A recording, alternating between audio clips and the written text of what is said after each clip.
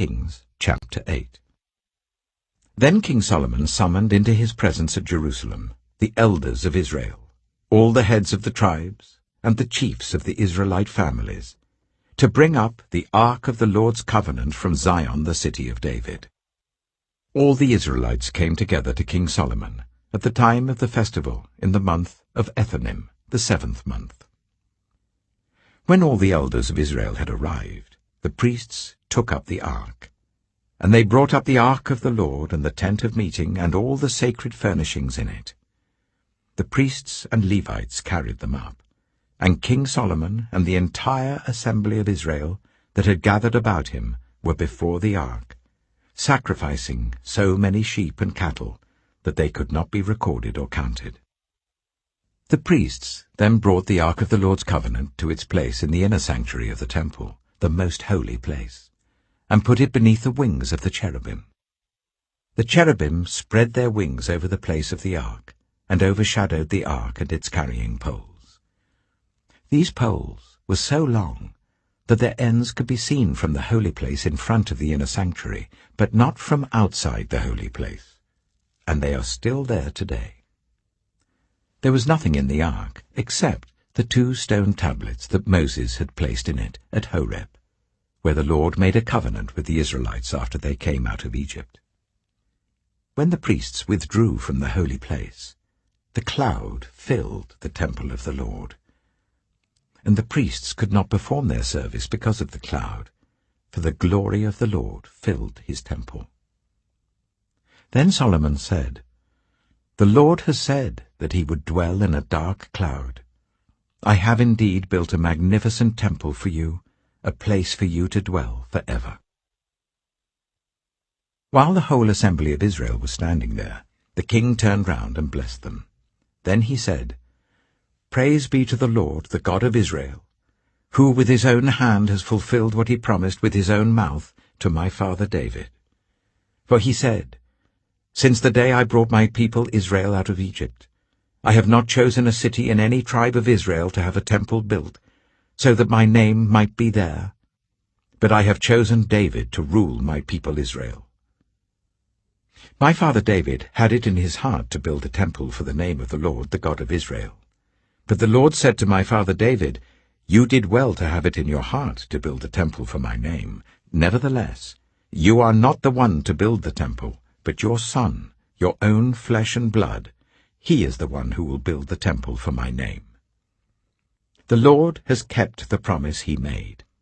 I have succeeded David my father, and now I sit on the throne of Israel, just as the Lord promised, and I have built the temple for the name of the Lord, the God of Israel.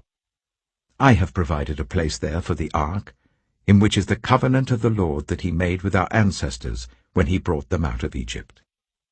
Then Solomon stood before the altar of the Lord in front of the whole assembly of Israel, spread out his hands towards heaven, and said, "Lord, the God of Israel, there is no God like you in heaven above or on earth below.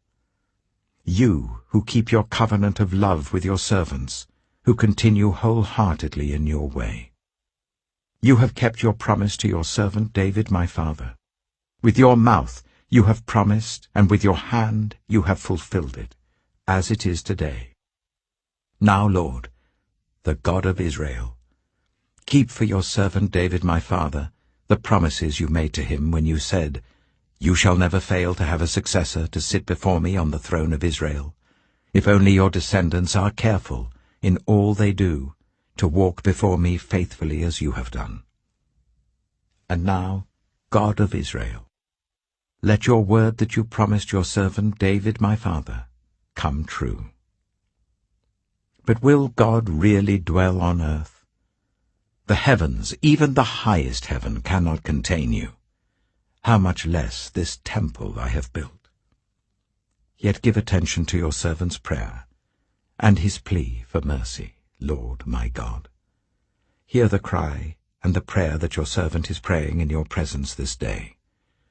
May your eyes be open towards this temple night and day, this place of which you said, 'My name shall be there,' so that you will hear the prayer your servant prays towards this place. Hear the supplication of your servant and of your people Israel, when they pray towards this place. Hear from heaven your dwelling place, and when you hear, forgive. When anyone wrongs their neighbor, and is required to take an oath, and they come and swear the oath before your altar in this temple, then hear from heaven, and act. Judge between your servants, condemning the guilty by bringing down on their heads what they have done, and vindicating the innocent by treating them in accordance with their innocence. When your people Israel have been defeated by an enemy because they have sinned against you, and when they turn back to you and give praise to your name, praying and making supplication to you in this temple, then hear from heaven, and forgive the sin of your people Israel, and bring them back to the land you gave to their ancestors. When the heavens are shut up, and there is no rain because your people have sinned against you, and when they pray towards this place and give praise to your name and turn from their sin because you have afflicted them, then hear from heaven, and forgive the sin of your servants, your people Israel. Teach them the right way to live, and send rain on the land you gave your people for an inheritance.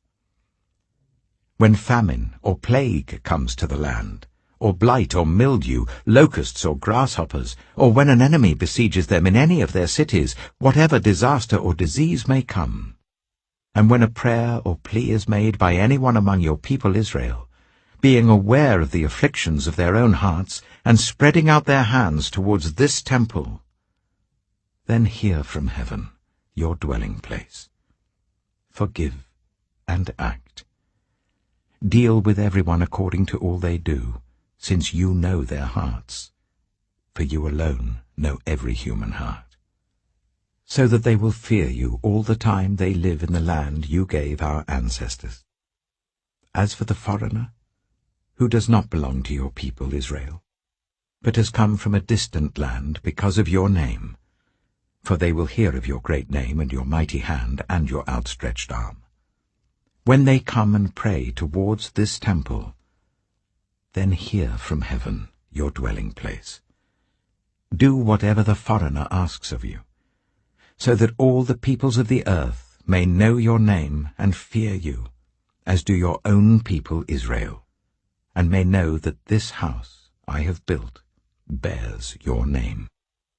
When your people go to war against their enemies, wherever you send them, and when they pray to the Lord towards the city you have chosen and the temple I have built for your name, then hear from heaven their prayer and their plea, and uphold their cause.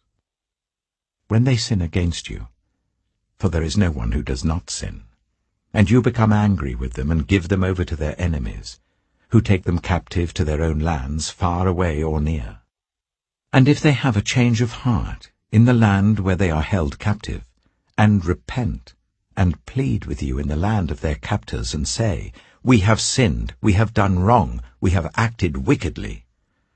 And if they turn back to you with all their heart and soul in the land of their enemies who took them captive, and pray to you towards the land you gave their ancestors, towards the city you have chosen, and the temple I have built for your name, then from heaven, your dwelling place, hear their prayer and their plea, and uphold their cause.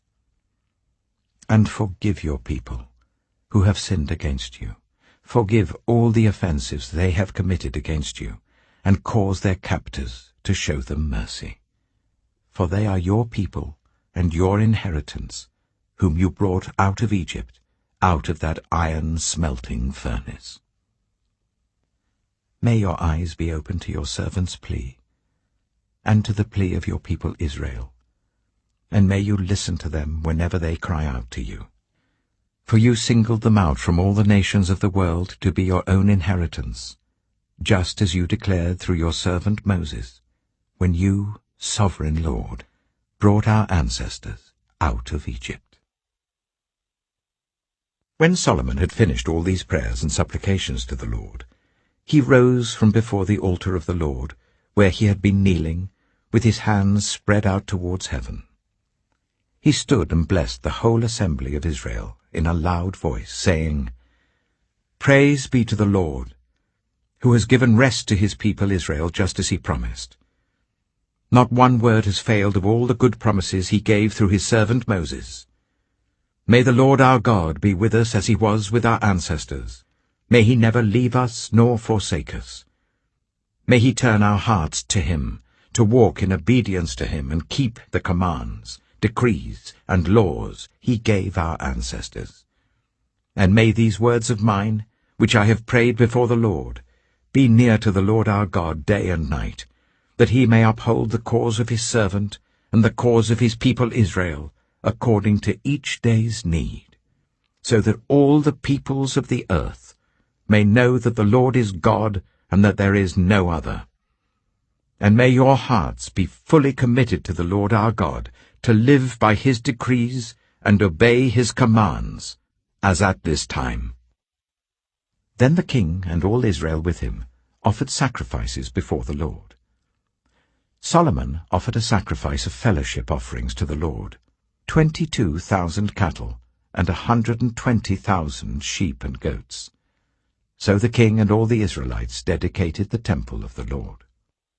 On that same day, the king consecrated the middle part of the courtyard in front of the temple of the Lord, and there he offered burnt offerings, grain offerings, and the fat of the fellowship offerings, because the bronze altar that stood before the Lord was too small to hold the burnt offerings, the grain offerings, and the fat of the fellowship offerings. So Solomon observed the festival at that time, and all Israel with him. A vast assembly, people from Lebo-Hamath to the Wadi of Egypt. They celebrated it before the Lord our God for 7 days, and 7 days more, 14 days in all. On the following day he sent the people away.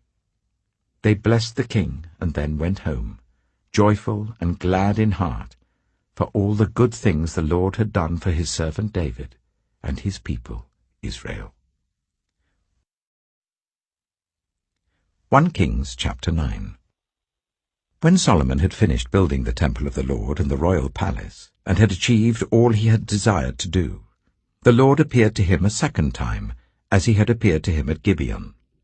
The Lord said to him, "I have heard the prayer and plea you have made before me. I have consecrated this temple which you have built, by putting my name there forever. My eyes and my heart will always be there. As for you, if you walk before me faithfully, with integrity of heart and uprightness, as David your father did, and do all I command and observe my decrees and laws, I will establish your royal throne over Israel forever, as I promised David your father when I said, 'You shall never fail to have a successor on the throne of Israel.' But if you or your descendants turn away from me, and do not observe the commands and decrees I have given you, and go off to serve other gods and worship them, then I will cut off Israel from the land I have given them, and will reject this temple I have consecrated for my name. Israel will then become a byword and an object of ridicule among all peoples. This temple will become a heap of rubble. All who pass by will be appalled and will scoff and say, 'Why has the Lord done such a thing to this land and to this temple?' People will answer, 'Because they have forsaken the Lord their God, who brought their ancestors out of Egypt, and have embraced other gods, worshipping and serving them. That is why the Lord brought all this disaster on them.'" At the end of 20 years, during which Solomon built these 2 buildings, the temple of the Lord and the royal palace, King Solomon gave 20 towns in Galilee to Hiram, king of Tyre, because Hiram had supplied him with all the cedar and juniper and gold he wanted. But when Hiram went from Tyre to see the towns that Solomon had given him, he was not pleased with them. "What kind of towns are these you have given me, my brother?" he asked. And he called them the land of Kabul, a name they have to this day. Now Hiram had sent to the king 120 talents of gold. Here is the account of the forced labor King Solomon conscripted to build the Lord's temple, his own palace, the terraces, the wall of Jerusalem, and Hazor, Megiddo, and Giza. Pharaoh, king of Egypt, had attacked and captured Giza. He had set it on fire. He killed its Canaanite inhabitants, and then gave it as a wedding gift to his daughter, Solomon's wife. And Solomon rebuilt Giza. He built up Lower Beth-horon, Baalath, and Tadmor in the desert, within his land, as well as all his store cities and the towns for his chariots and for his horses, whatever he desired to build in Jerusalem, in Lebanon, and throughout all the territory he ruled. There were still people left, from the Amorites, Hittites, Perizzites, Hivites, and Jebusites. These people were not Israelites. Solomon conscripted the descendants of all these people remaining in the land, whom the Israelites could not exterminate, to serve as slave labor, as it is to this day. But Solomon did not make slaves of any of the Israelites. They were his fighting men, his government officials, his officers, his captains, and the commanders of his chariots and charioteers. They were also the chief officials in charge of Solomon's projects, 550 officials supervising those who did the work. After Pharaoh's daughter had come up from the city of David to the palace Solomon had built for her, he constructed 3 times a year Solomon sacrificed, burnt off built for the Lord, burning incense before the Lord along with them, and so fulfilled the temple obligations. King Solomon also built ships at Ezion-Geber, which is near Elath in Edom, on the shore of the Red Sea. And Hiram sent his men, sailors who knew the sea, to serve in the fleet with Solomon's men. They sailed to Ophir, and brought back 420 talents of gold, which they delivered to King Solomon.